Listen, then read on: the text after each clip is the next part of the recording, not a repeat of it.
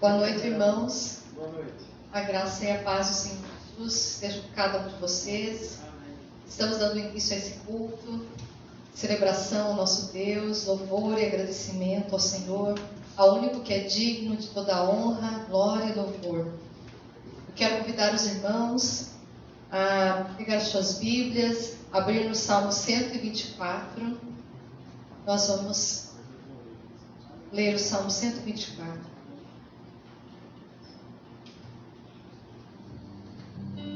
Você que está na sua casa, você está chegando, se acomode com a sua família, pegue a sua Bíblia e vamos ler o Salmo 124.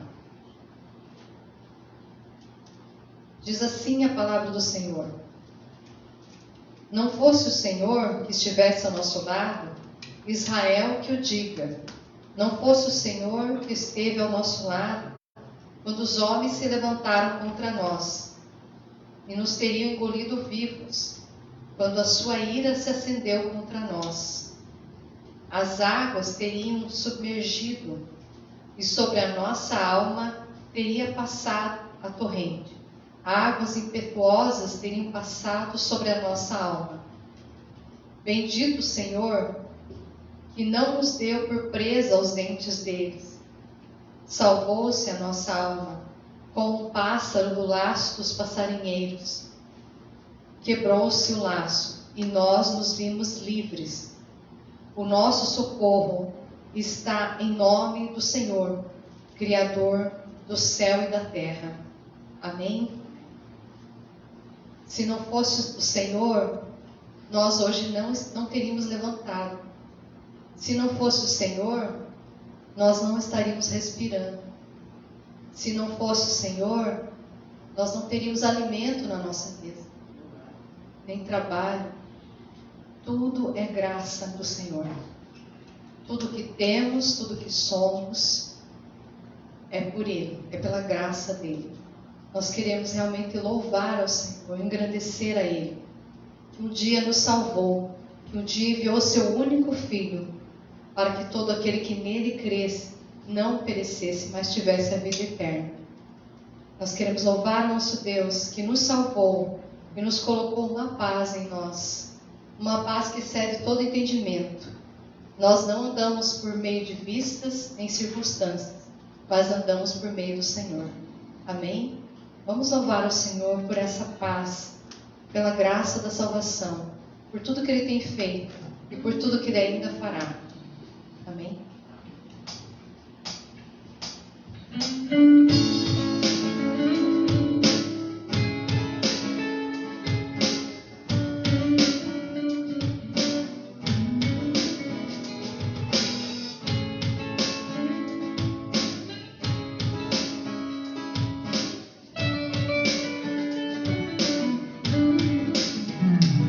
Essa paz que eu sinto em minha alma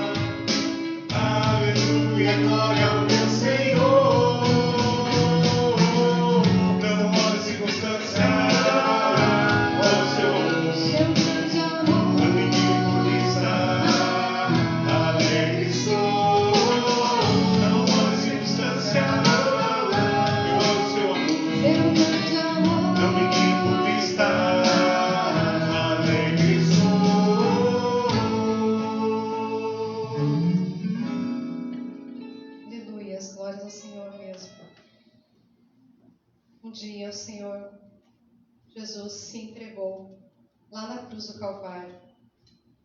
Derramou seu sangue precioso para nos salvar. Lá em Hebreus 10, 19 e 20 diz assim: tendo, pois, irmãos, intrepidez para entrar no Santo dos Santos, pelo sangue de Jesus, pelo novo e vivo caminho que Ele nos consagrou, pelo véu, isto é, pela sua carne. Nós sabemos que quando Jesus morreu, o véu do templo se rasgou, de cima a baixo, representando que não havia mais separação entre nós e Deus. Graças ao sacrifício de Jesus, o véu que separava não separa mais. Ele abriu um novo e vivo caminho. E nós temos essa graça de chegarmos junto ao Pai, através de Jesus Cristo. Louvemos ao Senhor por isso.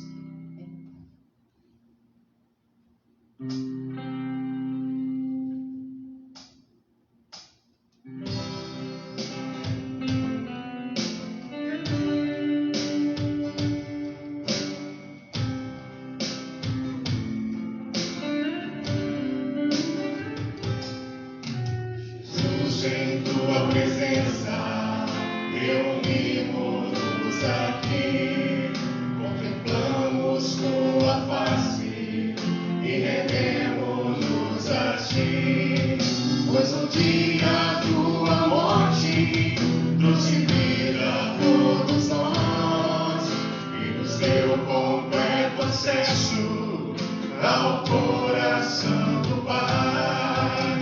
Jesus, em tua presença, reunimos-nos aqui, contemplamos tua face e rendemos-nos a ti, pois um dia tua morte trouxe vida a todos nós e nos deu completo acesso ao coração do Pai. O véu que separava já não separa mais. A luz que outrora apagada agora brilha e cada dia brilha mais. Só pra te adorar, fazer teu nome grande e te dar o louvor que é devido. Estamos nós aqui. O véu que separava já não separa mais.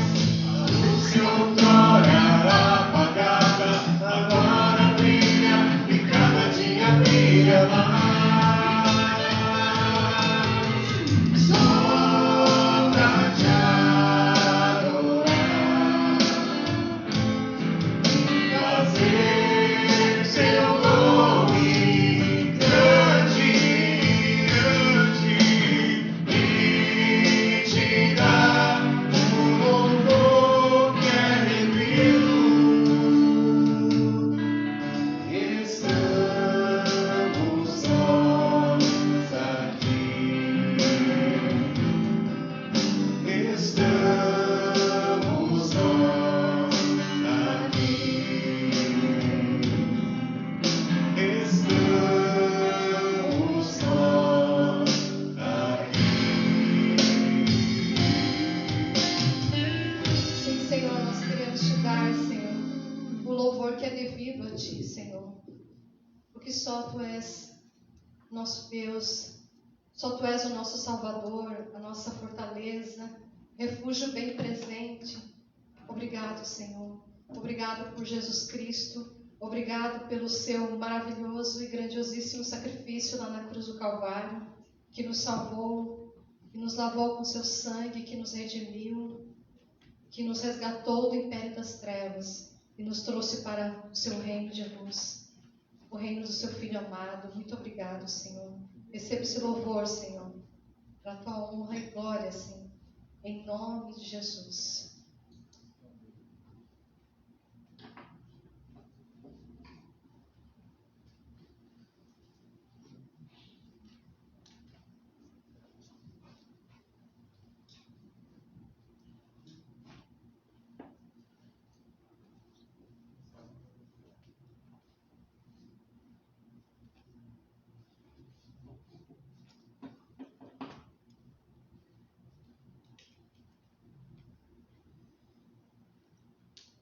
Graça e paz, meus irmãos. Graça e paz do Senhor Jesus. Meus queridos irmãos, uma boa noite a todos. Nós queremos falar um pouco sobre oferta, dízimos, contribuição. E gostaria de só apenas ler 9 versículos. 1 Reis, capítulo 17.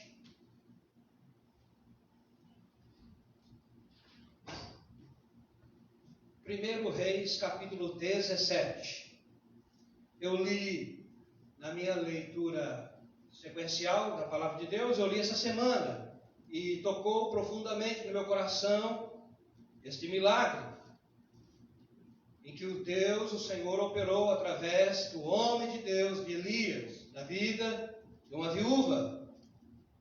1 Reis, você está na sua casa, abre a Escritura, pelo smartphone, pelo telefone. Não sei se dá para ver, daí, acompanhar a Bíblia e o culto, não sei, dá? Não dá, né?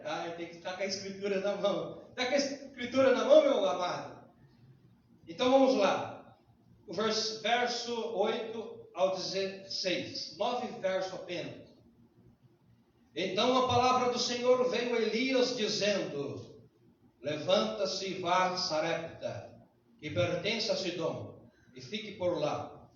Ali ordenei a uma viúva que dê comida para você. Então ele se levantou e foi a Sarepta. Chegando ao portão da cidade, encontrou uma viúva que estava apanhando lenha. Ele a chamou e disse: por favor, traga-me um pouco d'água numa vasilha para que eu possa beber. Quando ela já estava indo buscar a água, Elias chamou-lhe e disse: traga-me também um bocado de pão, por favor. Porém ela respondeu: tão certo como vive o Senhor, seu Deus, não tenho pão assado. Tenho apenas um punhado de farinha numa panela e um pouco de azeite no jarro. E como você pode ver, apanhei 2 pedaços de lenha e vou preparar esse resto de comida para mim e para meu filho. Vamos comer e depois morrermos de fome. Elias disse a ela: não tenha medo. Que linda essa frase. Não tenha medo. Vá, faça o que você disse. Mas primeiro faça o pãozinho com o que você tem e traga-me para mim. Porque assim diz o Senhor Deus de Israel: a farinha da panela não acabará, e o azeite do jarro não faltará, até o dia que o Senhor fizer chover sobre a terra. A viúva foi e fez segundo a palavra de Elias. Assim comeram ela em sua casa durante muitos dias. A farinha da panela não acabou, o azeite do jarro não faltou, segundo a palavra do Senhor anunciada por meio de Elias. Amado, meu querido, deixa eu fazer uma pergunta rapidinho. O dinheiro está no seu bolso ou no seu coração? Você é mesquinho ou você é generoso?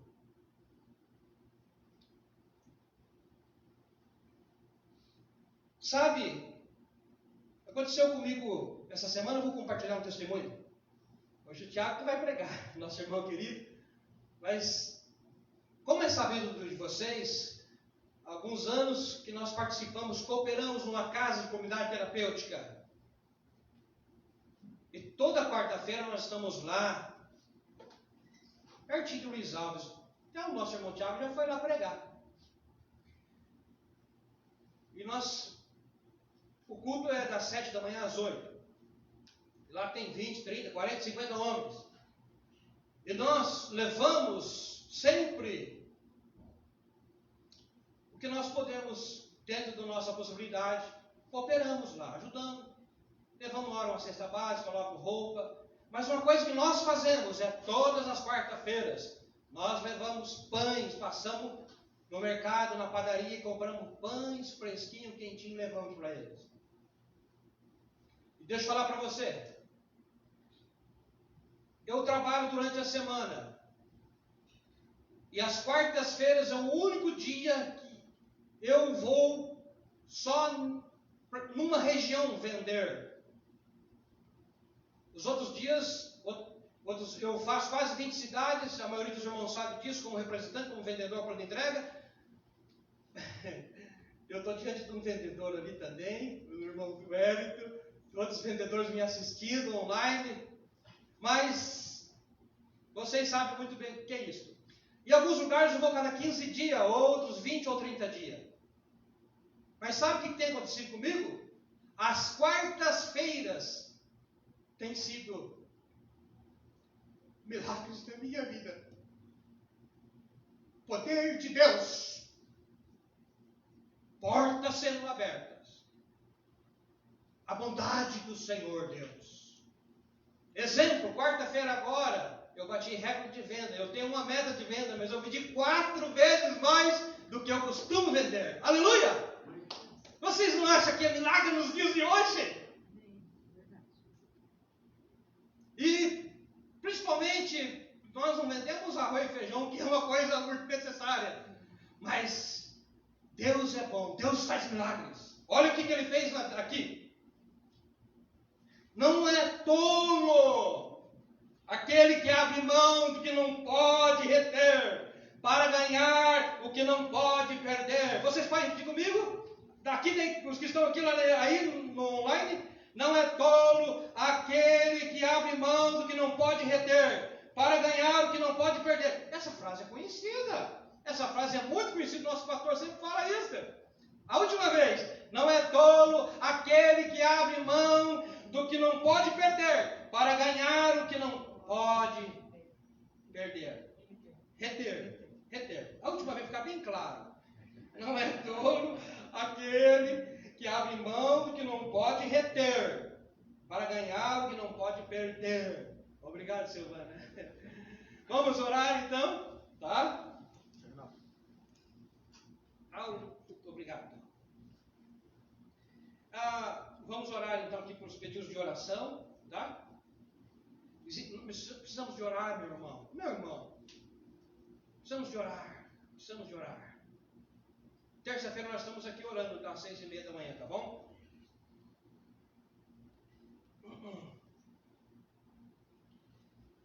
Feche seus olhos. Eu acho que eu vou me ajoelhar. Eu senti no coração vontade de ajoelhar. Nós estávamos com culto presencial e agora não estamos mais com culto presencial, devido à bandeira vermelha que foi levantada dessa doença lá em Florianópolis. Lamentável isso, triste, pesar. Os hospitais estão cheios. Poucos dias tinha menos de 100 pessoas diagnosticadas com coronavírus. Hoje minha esposa estava vendo aqui, tem mais de 400 pessoas. A situação é séria. Por isso, meus irmãos, ore, pedindo misericórdia para o Senhor, pedindo proteção para o Senhor, livramento, salvação. Ore por você, pelos seus. Ó querido Deus, querido Pai, no nome de Jesus Cristo, obrigado por esta noite, por esse domingo abençoado. Obrigado, Senhor, pela tua graça maravilhosa. Senhor, nós estamos, Senhor Deus, aqui no culto, poucas pessoas, mas desejoso que muitas pessoas estivessem aqui, Senhor. Os irmãos estão aqui orando conosco agora, pela internet, Senhor, nas suas casas, apartamentos, talvez no trabalho, num carro. Eu não sei, Senhor, Tu sabes, porque Tu és Deus onisciente, onipresente. Tu está presente, Senhor. Que da onde fugirmos da Tua face, do Teu Espírito, da onde nos ausentaremos? Ó Senhor, mas nós estamos tributando honras e glória ao Seu nome. que tudo o Senhor faz perfeitamente.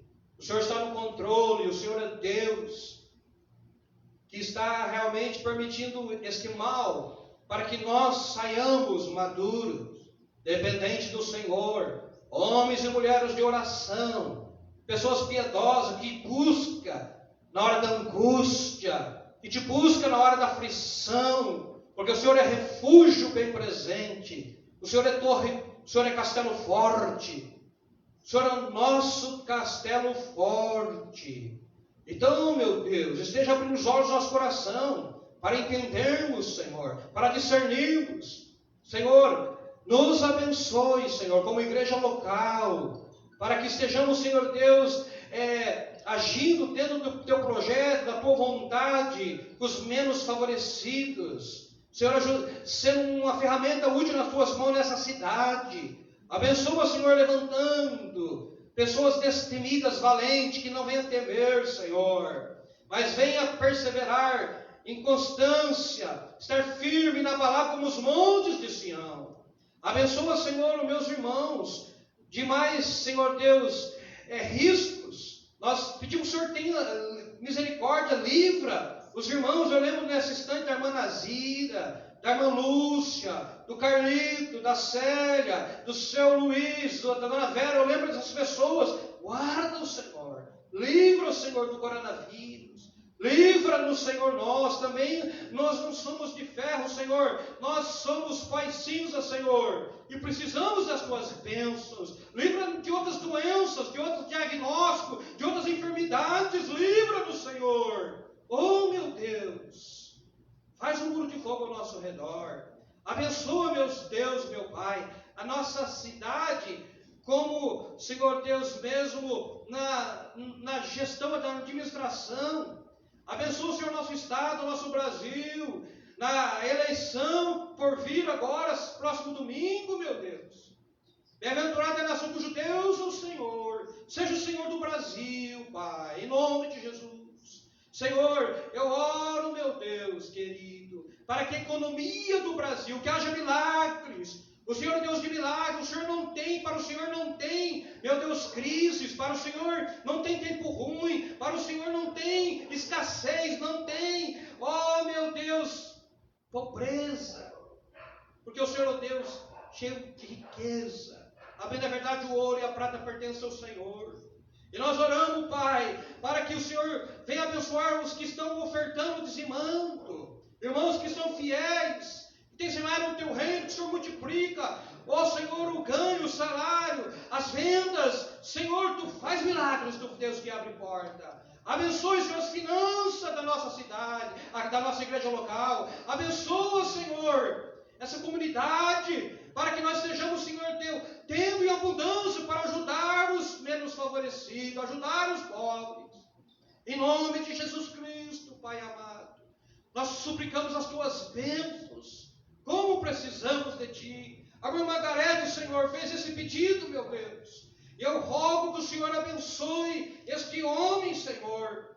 Eu não conheço ele, Senhor, mas o Carlos, amigo do seu Hernani, Senhor, da irmã Margarete, seja visitado, seja tocado, seja abençoado. Eu não sei se é na área da saúde, eu não sei, Senhor, que área que é, mas eu sei que o Senhor sabe e conhece muito bem. Senhor, que haja a Tua salvação, que haja o Teu milagre, que haja a Tua visitação, o Teu toque. Senhor, nós oramos, meu Deus, os casais estão nas suas casas, que haja harmonia e paz, que haja perdão. Nós oramos, Senhor. Oh, Jesus, pelas nossas crianças, tantas crianças, Senhor, que nós amamos tantos e queremos ver, Senhor, elas aqui no culto, Pai, nos domingos, nas classes, estudando, ouvindo a Tua palavra, te adorando, Senhor. Por isso, Senhor, apressa-te, Senhor, a trazer cura à nação, ao nosso estado, para, Senhor Deus, que o mais rápido possível os cultos normais venham a voltar. Nós lembramos o nosso pastor com gratidão, porque a recuperação dele tem sido, Senhor, rápida, e nós te louvamos e pedimos, Senhor, completa a boa obra de cura na vida dele. Senhor, meu Deus, nós te pedimos estes milagres, pedimos as bênçãos, servo da tua resposta. Uma vez mais usa o nosso querido irmão Tiago, que sempre traz uma boa palavra, que sempre é instrumentalizado pelo Senhor a edificar-nos. Senhor, usa uma vez mais ele, que o Espírito do Senhor esteja trazendo à memória aquilo que ele leu e estudou. Que o Senhor usa a língua dele, dê uma língua erudita, uma língua inspirada nesta noite, para que ele seja usado por ti, Pai, para a glória de Jesus, o louvor do nome de Jesus, e para a nossa alegria, no doce nome do Senhor. Amém. Tiago, por favor.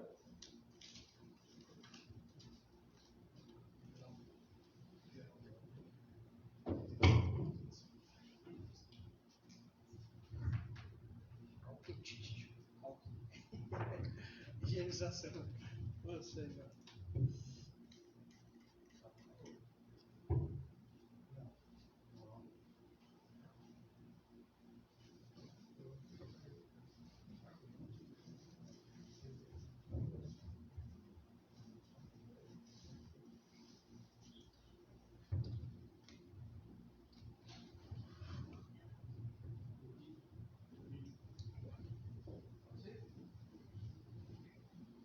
Boa noite a todos, uma alegria estarmos aqui, reunidos em torno da palavra, para sermos abençoados através da união do Espírito Santo com a palavra de Deus, para que haja uma mudança, uma conversão nos nossos corações. Amém?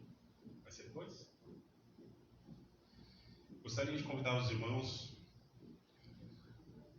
a pegarem suas Bíblias e abrirem no livro de Gálatas. Gálatas capítulo 5. Atos, Romanos, Coríntios e Gálatas. Gálatas 5. Fique com a sua Bíblia aberta, que nós vamos ler vários textos aqui hoje e eu gostaria que os irmãos acompanhassem.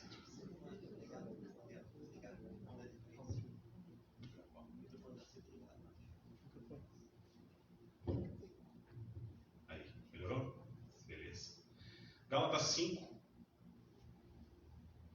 nós vamos ler do verso 13 até o verso 18.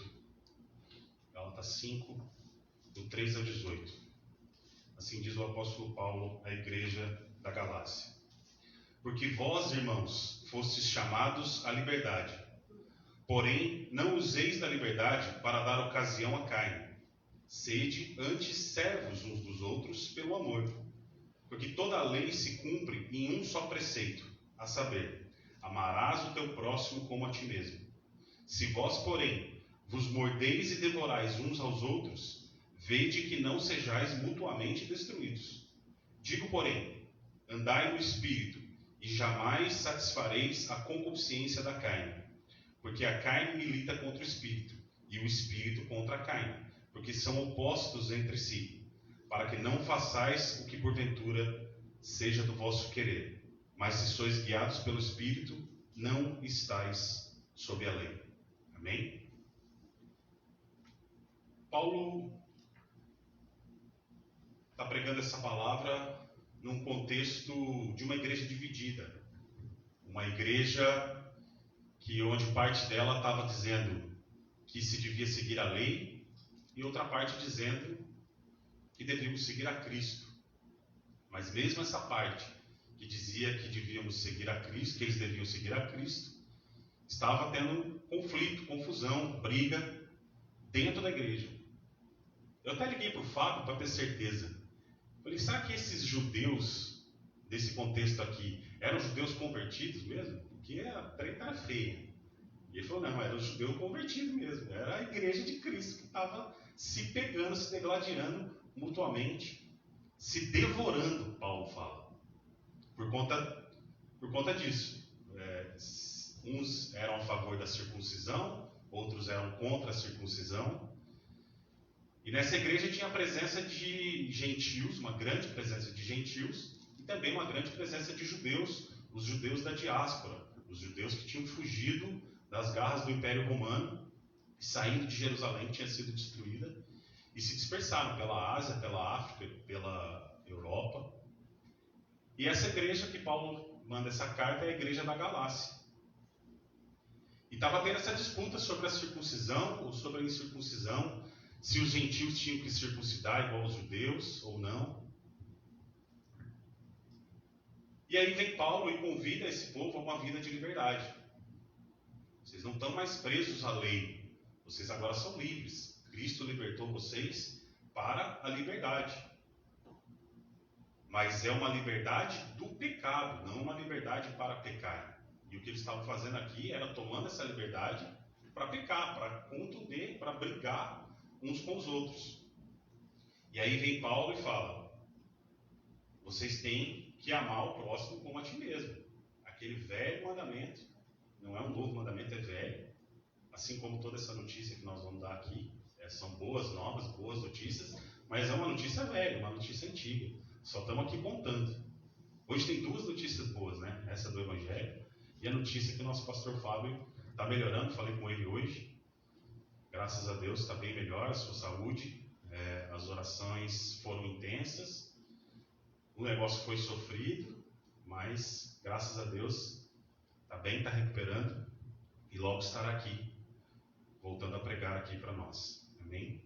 Então essa mensagem que Paulo está falando aqui é que eles tinham que, o arbítrio que tinha que arbitrar entre eles era o amor. Tinha que imperar o amor. Não é um mandamento novo. Ame ao seu próximo como a ti mesmo. Ele fala no verso 14. Porque toda a lei se cumpre em um só preceito, a saber, amarás o teu próximo como a ti mesmo. É uma ordem expressa. E essa ordem Paulo dá de novo no verso 16. Digo, porém, andai no Espírito. O verbo está no imperativo. É uma ordem. Andai no Espírito. E além dessa tensão que havia entre os cristãos, ainda Paulo fala no verso 17 de uma outra tensão, que é uma tensão entre carne e espírito. Então é um momento tenso aqui da igreja. O momento da igreja está passando aqui por tensões. No verso 17, porque a carne milita contra o espírito, e o espírito contra a carne, porque são opostos entre si. É uma guerra de vontades. É o querer da velha carne e agora o novo querer que nós temos através dessa nova aliança, que nós temos através de Cristo. Essa nova aliança trouxe algo muito importante, que foi a circuncisão do Espírito. Eles queriam circuncidar a carne, mas eles não se deram conta de que agora eles estão diante de um sacerdote que foi imolado no nosso lugar e nós não precisamos mais ser imolados. Nós estamos diante do sacerdote, do sumo sacerdote que é Jesus, que já fez essa parte por nós. E eles não se deram conta disso.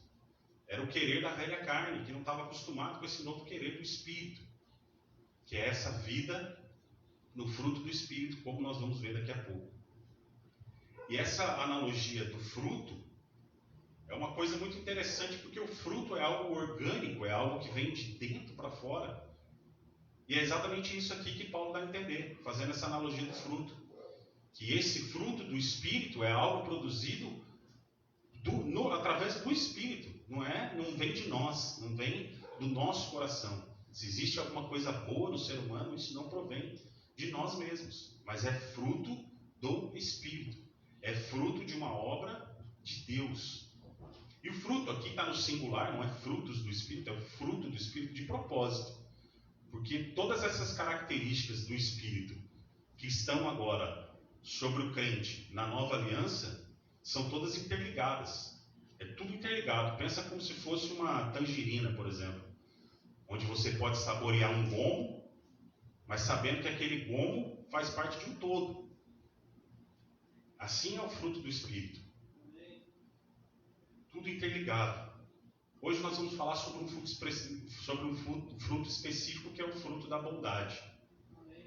A bondade está muito interligada com a benignidade. A benignidade é uma boa reação. É aquilo que a gente faz reagindo a alguma coisa. Assim como Paulo fala em Romanos 12, 21. Não se deixe vencer pelo mal, mas vença o mal com o bem. É esse bem que reage ao mal, que é a benignidade. Mas hoje nós vamos falar sobre a bondade especificamente, que não é uma reação a alguma coisa má, mas sim uma ação provocada, uma boa ação, um ato de bondade, ativamente produzido. Essa é a diferença da bondade e da benignidade. E a bondade é uma virtude do Espírito, é um patrimônio do Espírito. E aqui Paulo, nesse contexto, está falando que essa virtude do Espírito é muito maior, vai muito além, é muito mais importante do que a lei que eles estavam seguindo. É superior a qualquer lei. E essa bondade tem uma relação com o próprio Deus. Porque Deus é a origem da bondade.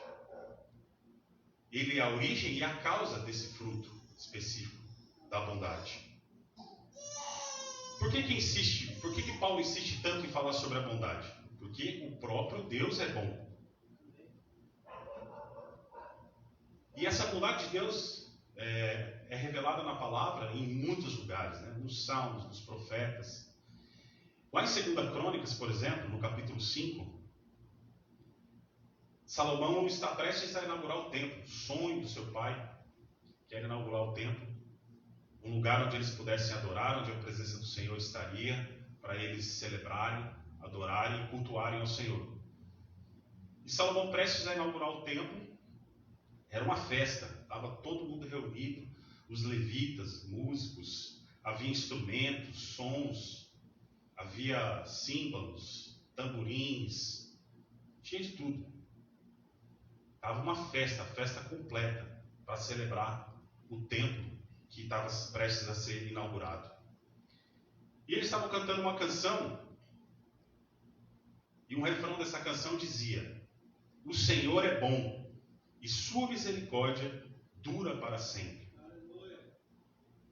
Quando eles cantavam esse hino, a palavra do Senhor diz que quando eles cantavam essa parte do hino, da música, falando que o Senhor é bom, declarando a bondade do Senhor e que a sua misericórdia dura para sempre, o texto fala que a casa se encheu de fumaça.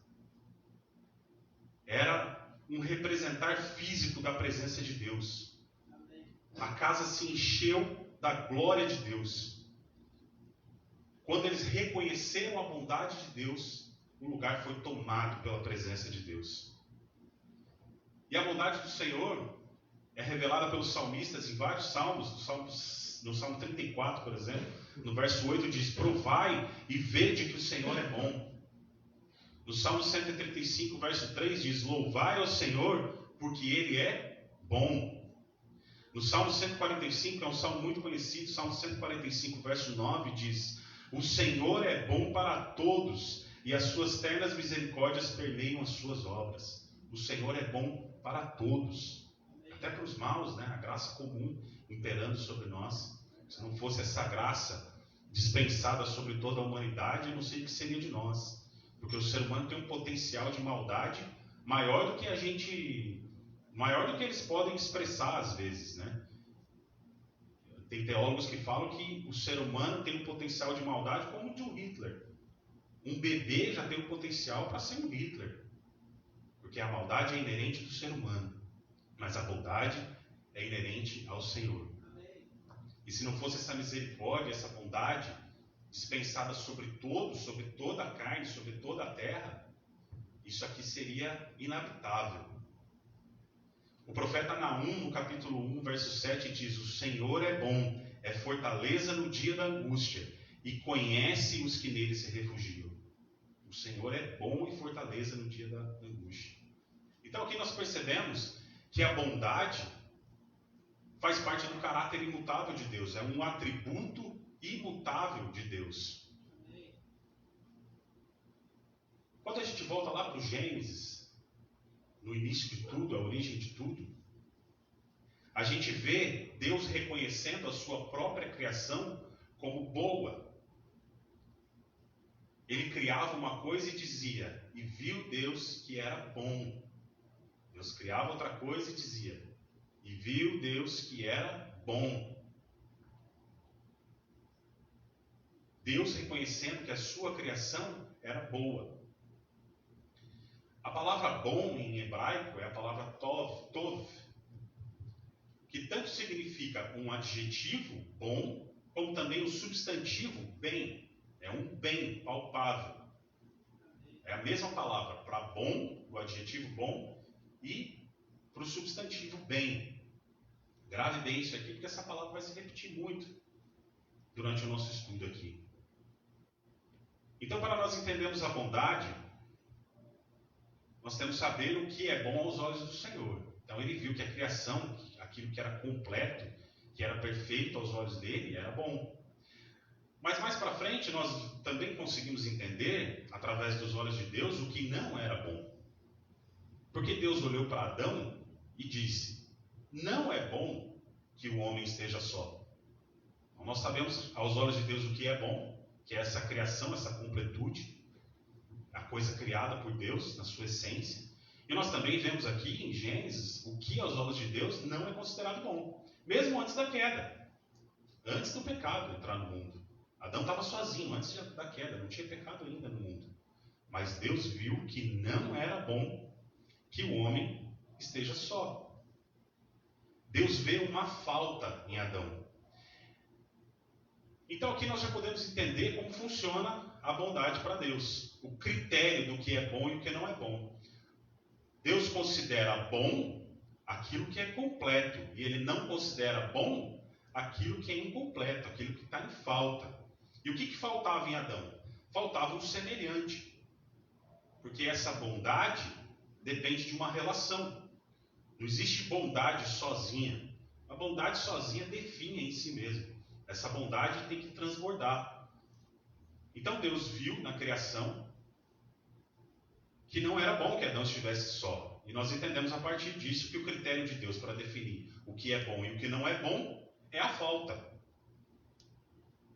E aí Deus fala: farei alguém que o complete.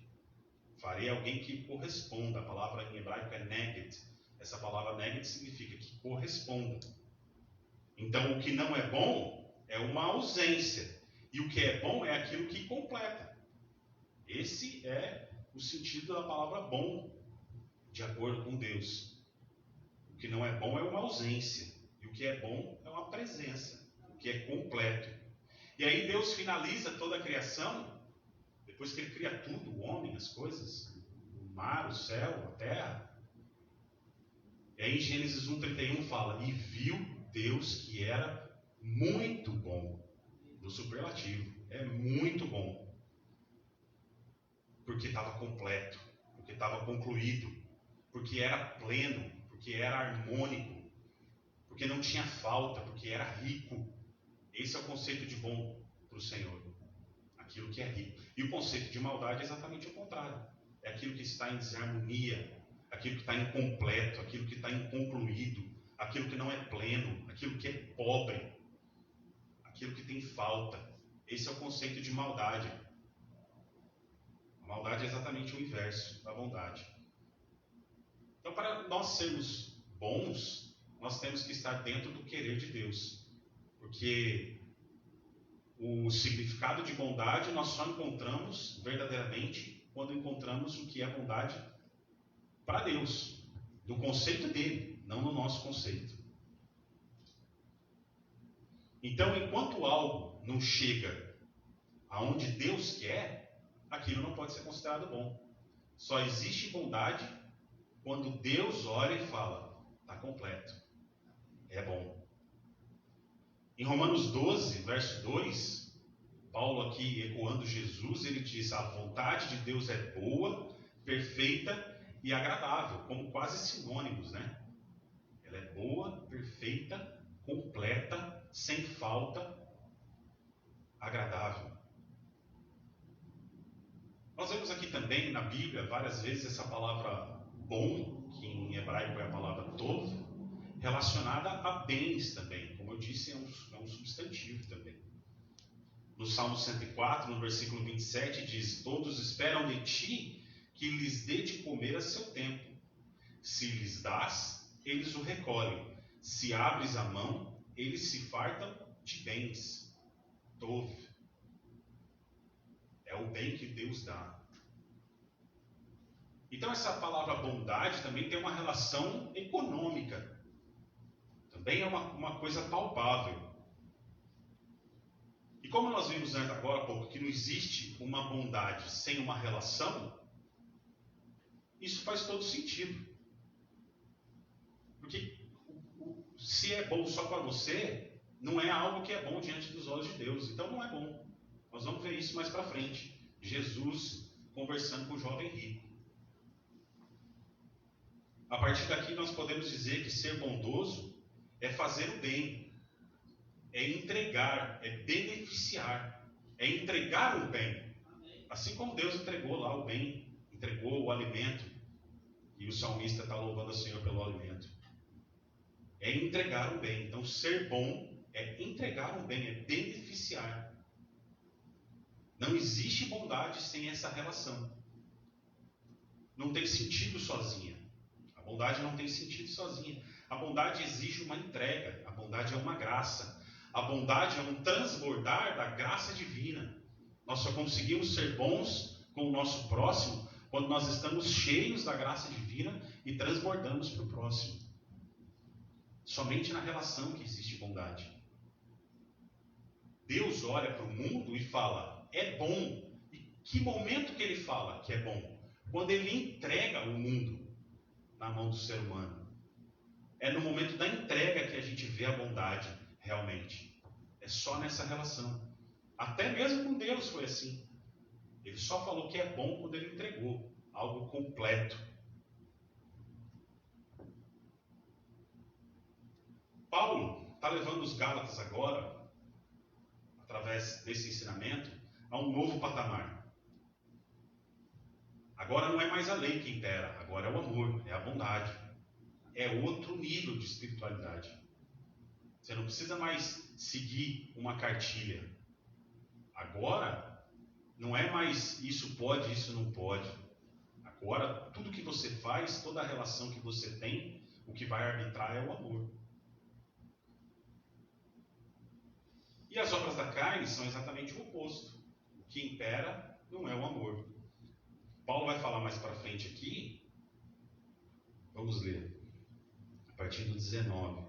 Mas se sois guiados pelo Espírito, não estáis sobre a lei. Ora, as obras da carne são conhecidas e são prostituição, impureza, lascívia, idolatria, feitiçarias, inimizades, porfias, ciúmes, iras, discórdias, dissensões, facções, invejas, bebedices, glutonarias e coisas semelhantes a estas, a respeito das quais eu vos declaro, como já outrora vos preveni, que não herdarão o reino de Deus os que tais coisas praticam.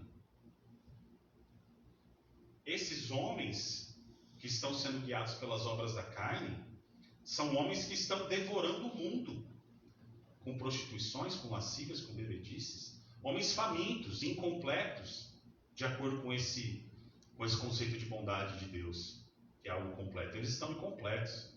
Eles estão devorando uns aos outros.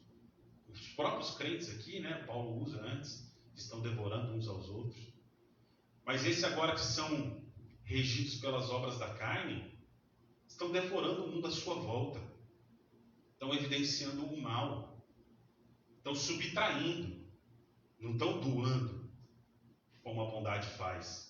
Eles estão arrancando, eles estão saqueando, eles estão devorando. São insaciáveis. Porque só existe saciedade, satisfação em Deus. Uma pessoa sem Deus, sem Jesus, é uma pessoa sempre insatisfeita. É sempre alguém que tem a maldade, que tem a falta. Portanto, se você vive uma vida de insatisfação, se você não olha para a sua vida agora e vê o cuidado de Deus em tudo, e não se sente satisfeito com tudo que Deus tem te dado, está vendo falta em tudo, talvez você não esteja andando no Espírito. Quem anda no Espírito é satisfeito, porque a bondade de Deus é perfeita e agradável. Quem está sendo guiado pelo mal tem uma falta. Esse povo que está devorando uns aos outros tem falta. E nós só vamos ter, vou repetir, só não teremos falta quando estivermos satisfeitos em Cristo. É a única coisa que pode satisfazer esse buraco interminável, inacabável do coração do ser humano, que busca nos prazeres da carne se satisfazer. A única coisa que satisfaz é Cristo. E ao mesmo tempo, quem é guiado pelo Espírito anda pelo mundo enriquecendo o mundo, não subtraindo, tirando, defraudando. Anda pelo mundo enriquecendo, doando, sendo bom, sendo amoroso. Por onde passa, traz uma transformação. Esse é aquele que é guiado pelo Espírito.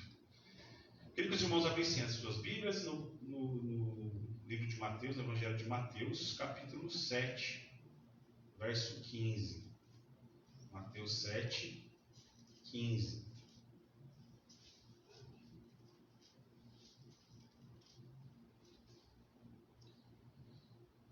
Os falsos profetas, os lobos, devoradores. Ana, pega uma água para mim. Mateus 7, verso 15. Nós vamos ler até o 20. Os falsos profetas. Acautelai-vos dos falsos profetas, que se vos apresentam disfarçados em ovelhas, mas por dentro são lobos roubadores. Outra versão diz, são lobos vorazes, lobos famintos. Pelos seus frutos os conhecereis. Colhem-se, porventura, uvas dos espinheiros ou figos dos abrolhos? Assim, toda árvore boa produz frutos bons, porém a árvore má produz frutos maus. Mais uma vez aqui, essa relação com frutos, né? Não pode a árvore boa produzir frutos maus, e nem a árvore má produzir frutos bons. Toda árvore que não produz bom fruto é cortada e lançada ao fogo. Assim, pois, pelos seus frutos os conhecereis.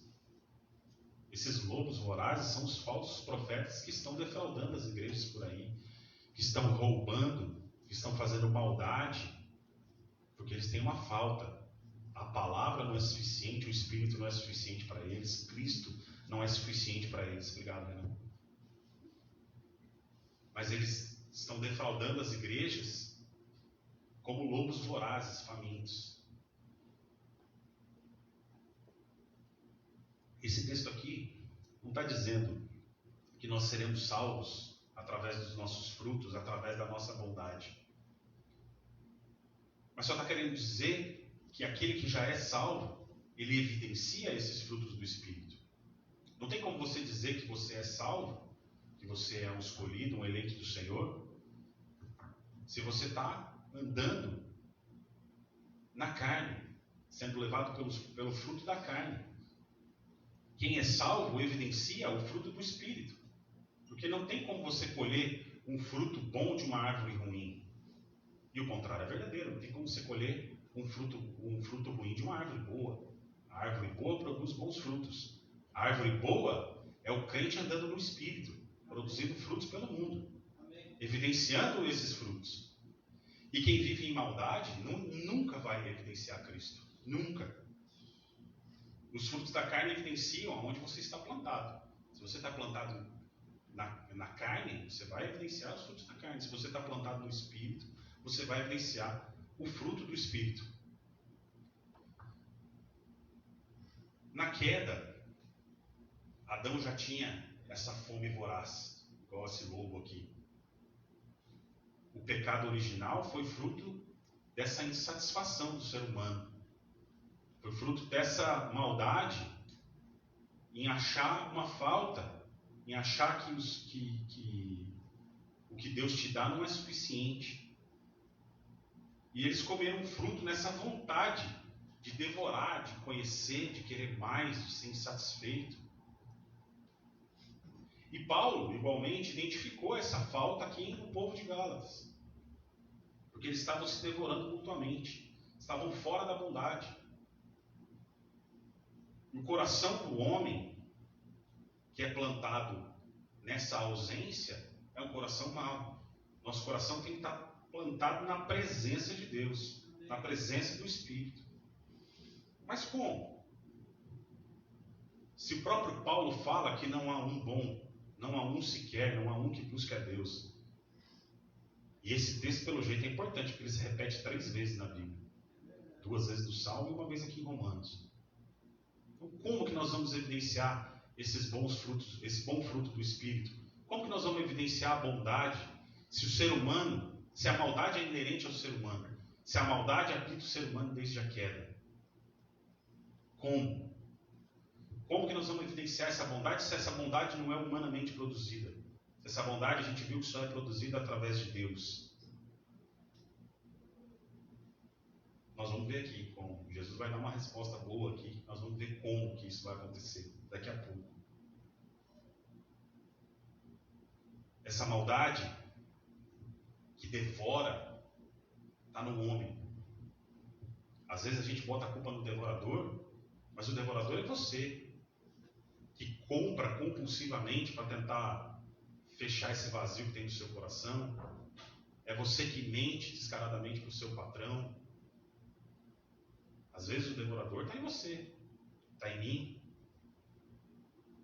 Porque isso é inerente do ser humano. Não é a bondade não é produzida pelo ser humano, mas a maldade já está no nosso coração desde que nós nascemos.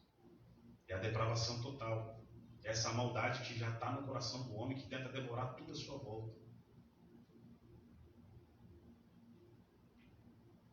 Devorando toda a sua realidade, a realidade ao seu redor, as pessoas ao seu redor. E através desse conceito nós podemos ver que um coração bom é um coração satisfeito diante de Cristo. Esse é o coração bom. Um coração que encontra satisfação em Cristo. É um coração que olha para a cruz e fala: eu me glorio nela. Para mim ela basta. Eu não preciso de mais nada. O que eu preciso para viver, Deus vai me dar. Mas eu não vou ter uma busca desenfreada na minha vida toda, defraudando as pessoas como um lobo voraz, devorando tudo à minha volta, porque a bondade eu só encontro em Cristo. E o meu coração só está satisfeito nele. E um coração satisfeito, um coração pleno, um coração completo, é um coração que dá. É um coração que transborda dessa graça. Vamos ler lá em Mateus 19, você já está aí aberto em Mateus 7, né? Só passar um pouquinho, Mateus 19, no versículo 16. Jesus, né? Olha o poder dessa palavra. Mateus 19, 16. O jovem rico.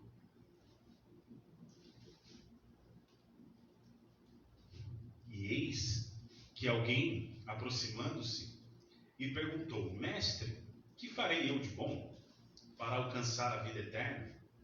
Respondeu-lhe Jesus: Por que me perguntas acerca do que é bom? Bom só existe um. Se queres, porém, entrar na vida, guarda os mandamentos. E ele lhe perguntou: Quais? Respondeu Jesus: Não matarás, não adulterarás, não furtarás, não dirás falso testemunho, honra o teu pai e a tua mãe, e amarás o teu próximo como a ti mesmo. Replicou-lhe o jovem: Tudo isso tenho observado. Que me falta ainda? Olha a pergunta do jovem. Que me falta ainda? Disse-lhe Jesus: Se queres ser perfeito, vai, vende os teus bens, dá aos pobres e terás um tesouro no céu. Depois vem e segue-me.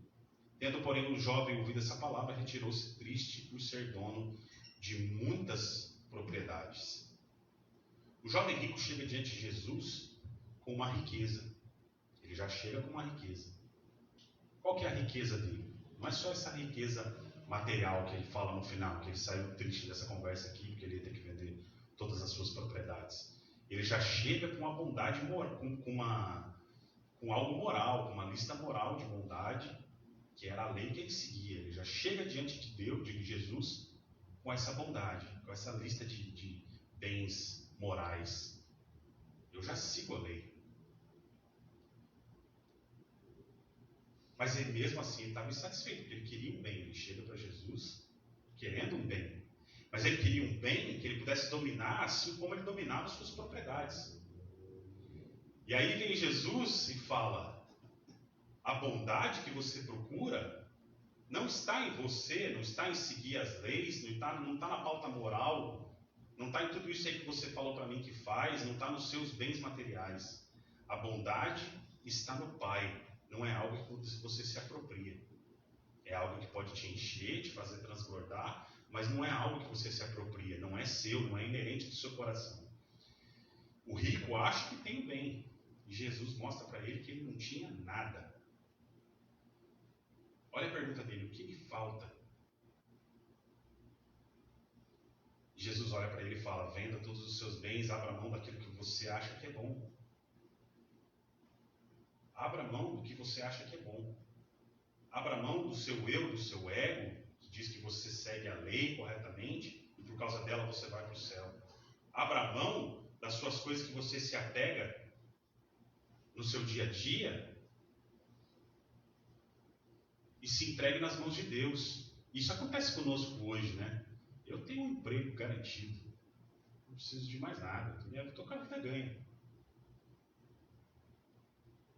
É isso aqui que o rico tinha várias propriedades, vivia de aluguel, não precisava nem trabalhar, está com a vida ganha, e é jovem ainda, hein?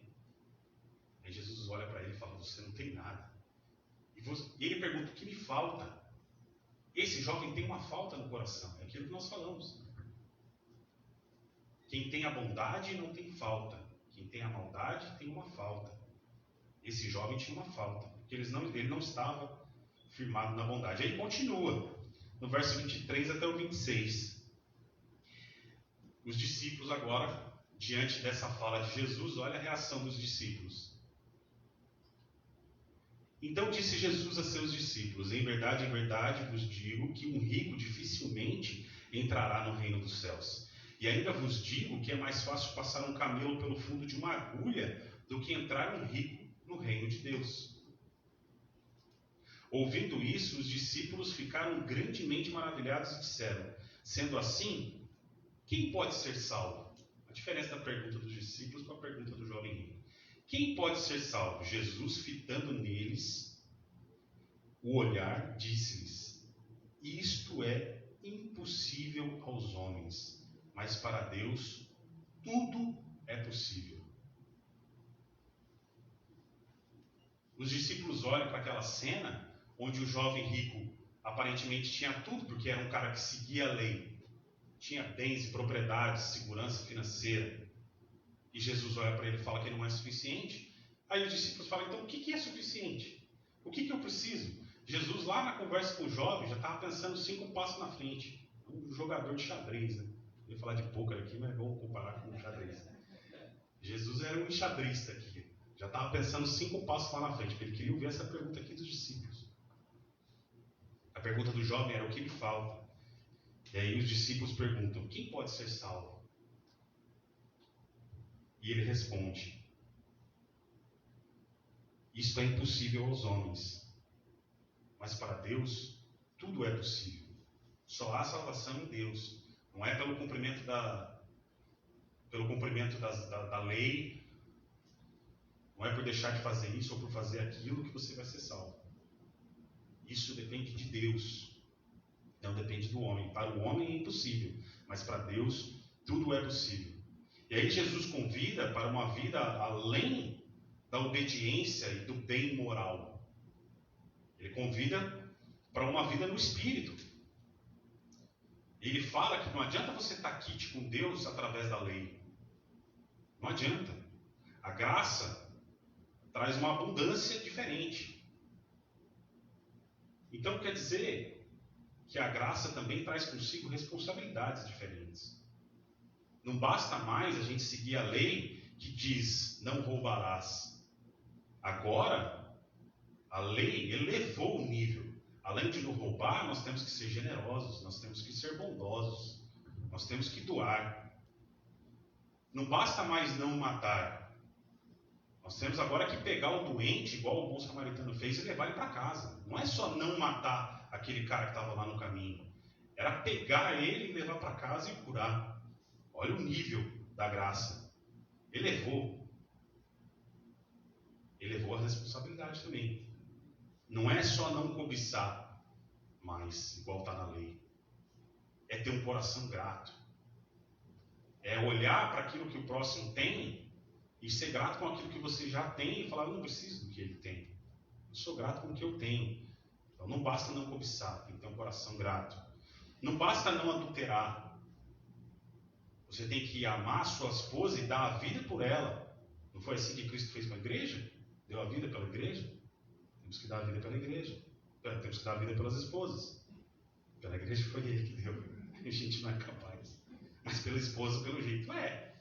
Que ele mandou, então nós somos capazes.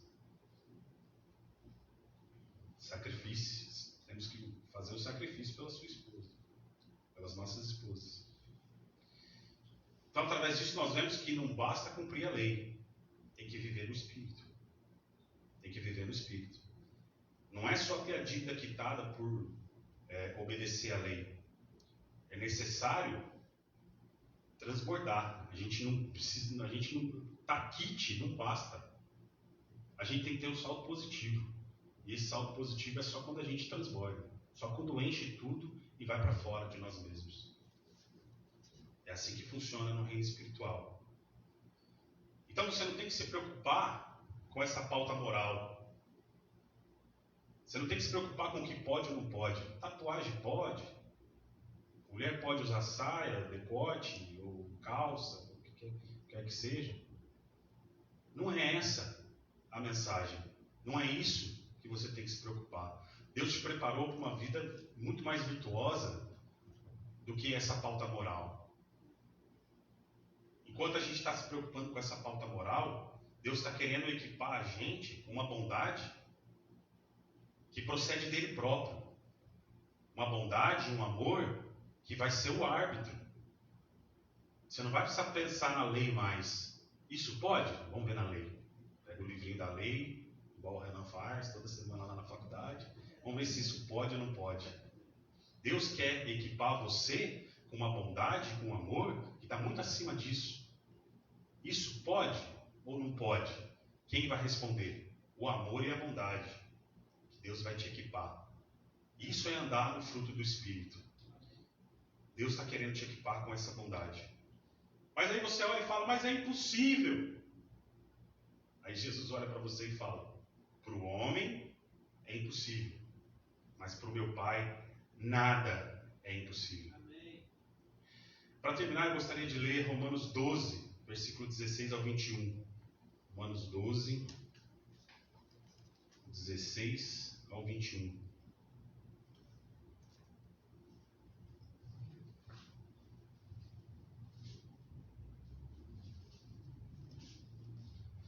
Romanos capítulo 12, do versículo 16 até o 21.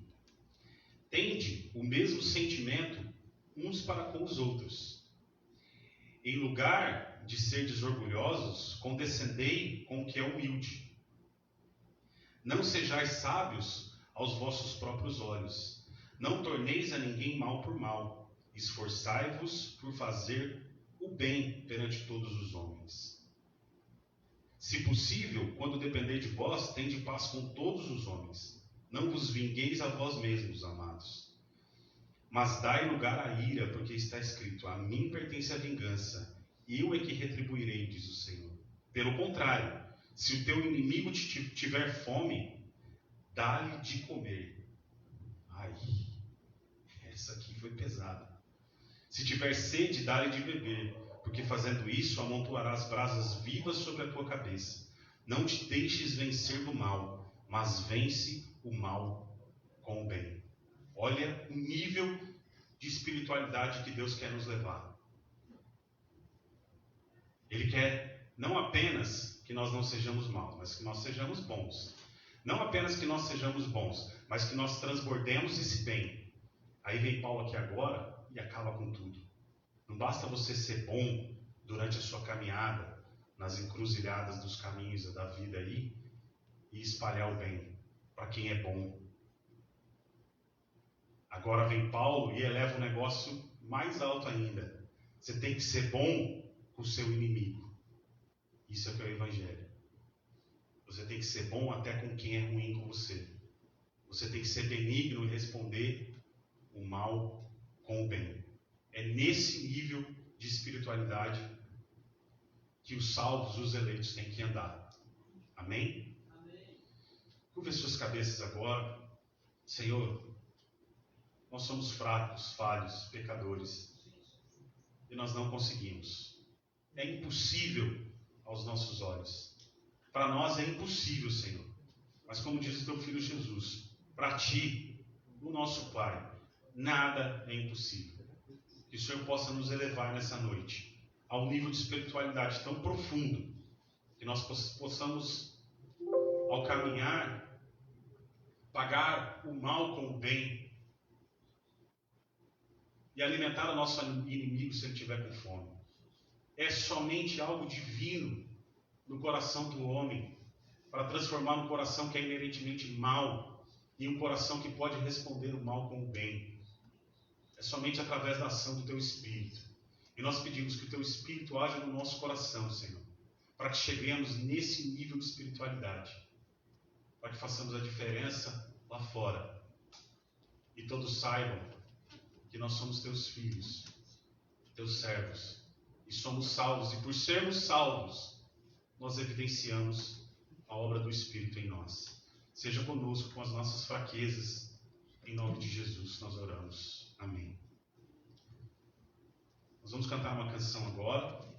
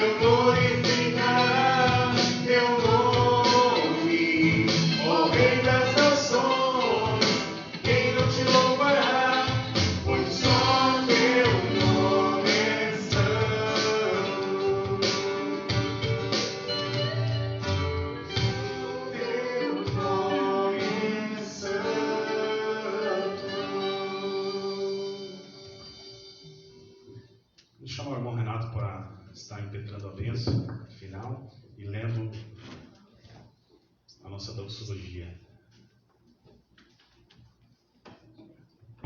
Antes da doxologia, antes do Renato orar e impetrar a bênção, nós vamos ter um vídeo. Os irmãos podem acompanhar lá no telão esse vídeo.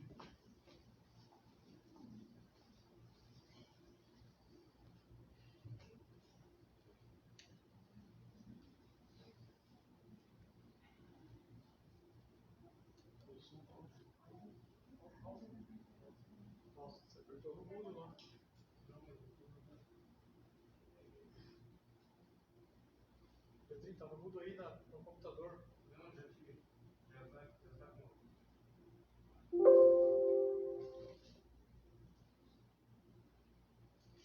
E aí na parte, né? Tá legal. É ao vivo.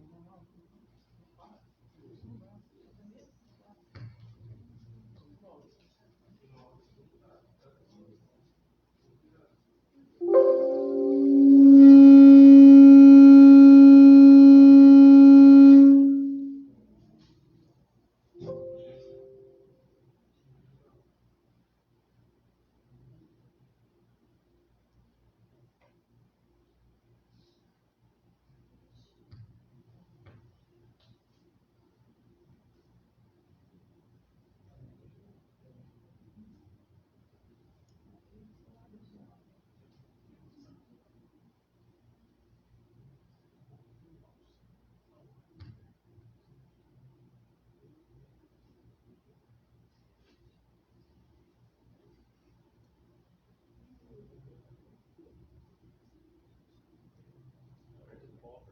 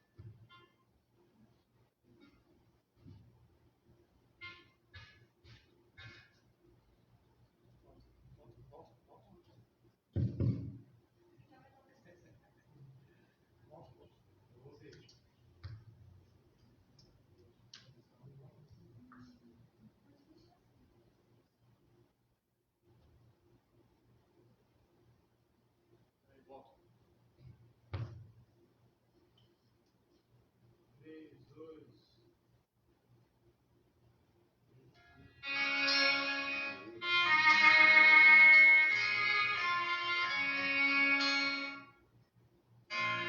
Eu vim aqui falar que aqui em casa tá todo mundo triste, abalado com o que aconteceu, do Senhor ter pego esse vírus, que todo mundo está orando por você e que todo mundo quer que você se recupere logo logo, para podermos voltar a ter nossos cultos e também que você possa ensinar mais sobre a palavra de Deus e que nós captamos ela na mente e começamos a praticar mais e mais ela em nossas vidas. Que Deus te abençoe. Muito obrigado por tudo. Amém. Oi, pastor, tudo bem? Isabel, você pegou o Covid. Estamos orando por você.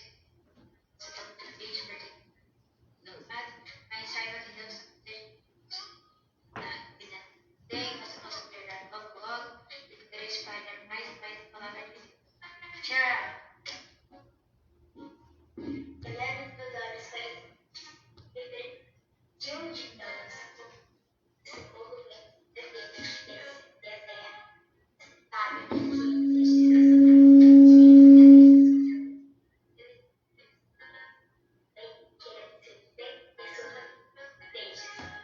que Deus abençoe você, beijo.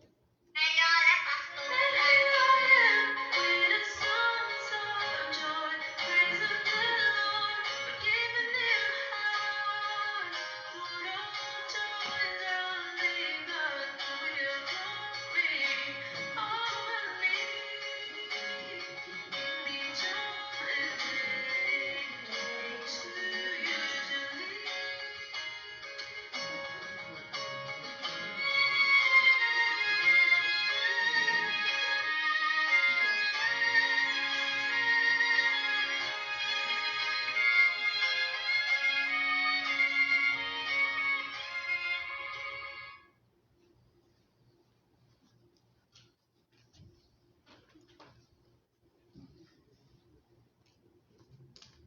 Glória a Deus.